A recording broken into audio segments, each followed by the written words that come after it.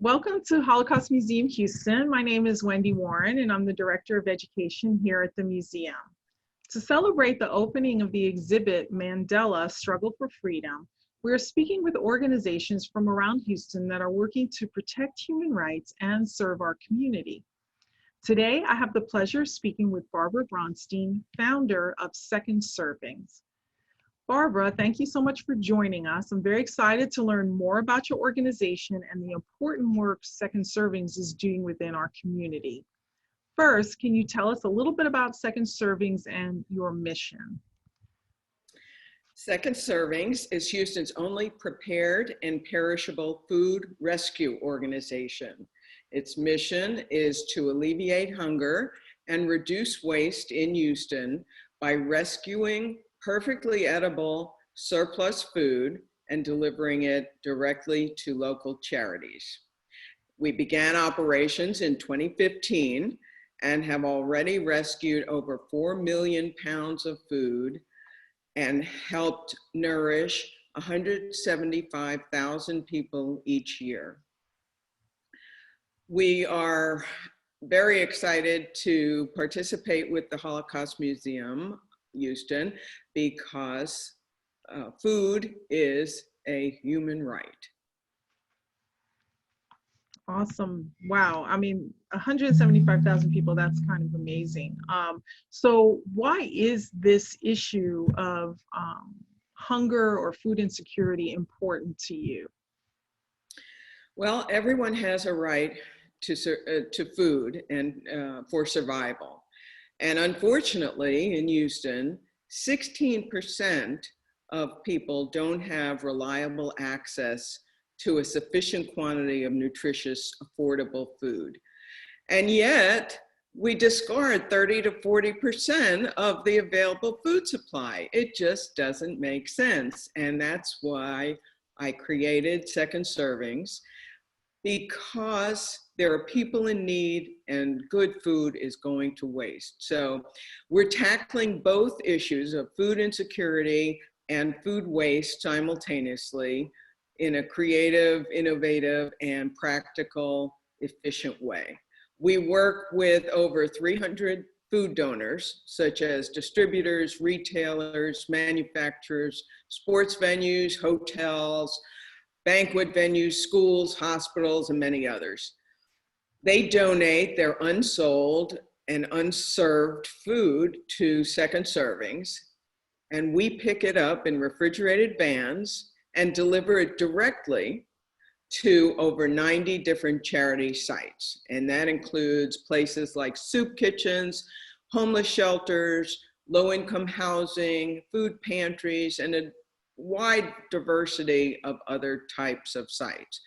Our sites include places that serve veterans, abused women and children, intellectually challenged adults, the LGBTQ community, at-risk youth, adults in recovery, low-income families, low-income seniors, and disabled homeless seniors, as well as abused women and children. So we cover a broad range of types of facilities, but they all have needs. And the more food we can bring them, the more nourished their population is, the more they save money in their food budgets that they can redeploy to serve more people, to provide more benefits to their and services to their constituents, and the more they have to pay their overhead. So it's a win-win for them. It's a win-win for our food donors who tell us they are so grateful for being able to donate their food rather than throw it away. And when they throw it away, unfortunately, it damages the environment because when it goes to the landfill, it decomposes and emits potent methane gas, which contributes to global warming. So it's a win-win for the donor, it's a win-win for the charity, and it's a win-win for us as citizens because we get to breathe cleaner air. So it's a win-win-win, I like to say. That's awesome. So how has COVID-19, this pandemic we're in, impacted your work? It has had a profound effect in many, many ways. And we're just, I'll articulate what ways, but we're just happy to be able to be on the front line to help our community at this challenging time. When COVID struck in mid-March, it was very sudden and it caused a major disruption in the food supply chain.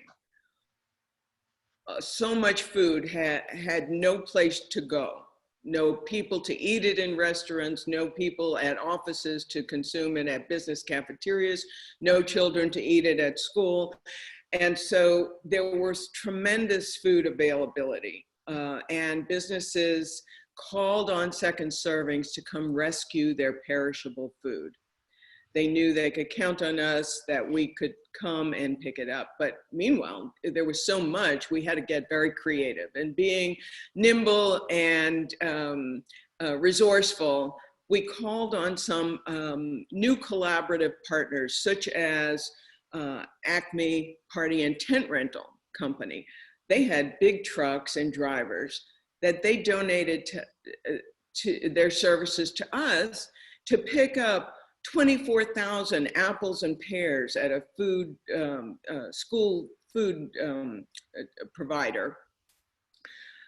They didn't need their trucks for any events because the events were all canceled. They helped us rescue loads of food from the Houston Rodeo that got canceled midstream. We also collaborated with Precinct 2, a municipality that manages community centers and parks. Well, the parks and recreations trucks weren't working because the parks were all closed. So they became a resource to us to pick up the abundance of food. And I have to tell you that there was so much food available in the first 6 months of the year. We've done a year's worth of volume in just the first 6 months. COVID has affected us in several other ways as well. It's dramatically increased the number of people in need of food due to the furloughs and unemployment rate. So in response to that heightened need, we adapted our model and created Houston's largest mass meal relief program known as Dinners on Us. We've already distributed 85,000 chef-prepared meals that were freshly made by our longstanding partner, Hess Corporation, who donated the services of their team to provide the meals that are made from ingredients we're purchasing for the very first time from another longstanding partner, and that's Cisco Corporation. So we've provided the meals primarily through drive-through food distributions, such as the one we recently did with the Houston Rockets, where we served over 1,000 cars and distributed over $100,000 worth of food. Another opportunity we had in the COVID situation was to expand our network to more than 40 new food donors, as well as 11 new charity sites. We've also had to navigate the difficult, ever-evolving situations at our food recipient charities due to schedule changes, adjustments in their meal service types, and new procedures for deliveries. We've had some of our part-time drivers had to step back during the COVID crisis, but others have stepped up to take on more hours. We've also hired a new driver, and we'll be hiring additional drivers. We also had to eliminate some of our volunteer opportunities because of the need to limit exposure of our drivers. So they're working harder, longer, going farther, and doing it all by themselves. So we're very grateful. We have great food rescue drivers. Wow. So if someone is interested in getting involved in second servings, how can they help you? Well, we hope to resume our volunteers riding in the second seat of each of our 4 refrigerated vans as soon as it's safe to do so. And they need to be physically fit and able to climb in and out of our vans, as well as lift about 30 pounds, because we're talking about a box of organic apples and heirloom tomatoes and frozen meat and all of those wonderful food donations we receive every single day. And it's really fun and always amazing to see the enormous amount of food and the incredible quality of the food that we receive. It's very gratifying to see the whole cycle from grateful food donor to appreciative recipient. And that's what my volunteers tell me is the most fun. And so they leave each day knowing that they've made a difference in hundreds of lives of Houstonians in need. That's just wonderful. So where can people find out more about Second Servings? The best place is at our website, which is secondservingshouston.org. And on social media, we're on Facebook and Instagram primarily at the handle at Second Servings Houston. Wonderful. Is there anything else you would like our viewers to know? I just want them to know that we are grateful to be able to serve our community, to be on the front line. Not everyone is able to do that, and we appreciate the support that's been so generously given to us by the community, which has enabled us to provide more services. It has bought us a 4th van. It has allowed us to keep going. I don't take a salary, but we do have expenses that are very efficient expenses. We pay our drivers. We pay a couple of people who are key to our operations, logistics and communications.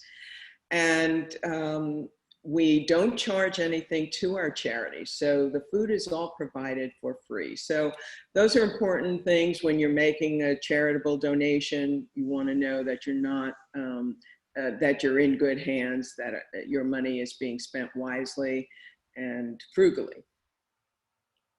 Wonderful. Thank you so much for the incredible work that you and Second Servings are doing within our community. And thank you for taking the time to talk with us today. If anybody would like to learn more information, learn more about Second Servings, you can visit their website, as Barbara mentioned, secondservingshouston.org, or stop by Holocaust Museum Houston on Saturday, September 26th from 10 to 5 during our Human Rights Expo. Receive free admission to the museum and learn more about Second Servings and other human rights organizations in the Houston area. We hope to see you there. Thanks again to Barbara and our viewers for joining us today.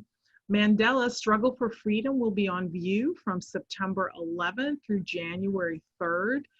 For more information about upcoming events at Holocaust Museum Houston, please visit our website at hmh.org. And please feel free to follow us on social media as well. You can follow Holocaust Museum Houston's Boniak Center at Boniak Center and on Instagram and Twitter. Thanks for tuning in. Have a great day.